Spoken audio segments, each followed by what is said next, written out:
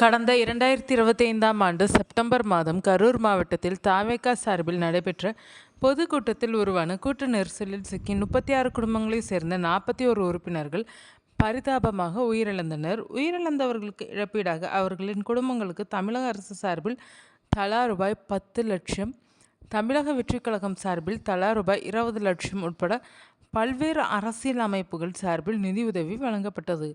இதனைத் தொடர்ந்து நடைபெற்ற சட்டமன்ற தேர்தலில் வெற்றி பெற்று புதிதாக ஆட்சி அமைத்த விஜய் தலைமையிலான தாவேகா அரசு உயிரிழந்த குடும்பத்தினரில் 31 உறுப்பினர்களுக்கு அரசு பணி வழங்கப்பட்டது. கடந்த ஜூலை 10ஆம் தேதி வழங்கப்பட்ட இந்த அரசு பணி ஆணை பல்வேறு விவாதங்களை கிளப்பியுள்ளது.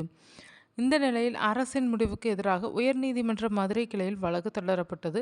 வழக்கு விசாரணை முடிவில் தமிழக அரசு சார்பில் வெளியிடப்பட்ட அரசு ஆணை ரத்து செய்யப்பட்டுள்ளது. விசாரணையின் போது தினசரி சாலை விபத்துகளில் பலர் உயிரிழக்கின்றனர். அவர்கள் குடும்பத்தினர் அரசு வேலை கோரினால், சிவகாசி பட்டா சாலை விபத்துகளில் உயிரிழப்பவர்களின் குடும்பத்தினர் அரசு வேலை கோரினால் என தமிழக அரசுக்கு அடுக்கடுக்காக கேள்விகள் எழுப்பப்பட்டனர். மேலும் பாதிக்கப்பட்டவர்களுக்கு அரசு பணி வழங்குவதற்கு பதிலாக திறன் வளர்ப்பு பயிற்சி வழங்கலாமே என அறிவுரை வழங்கினர்.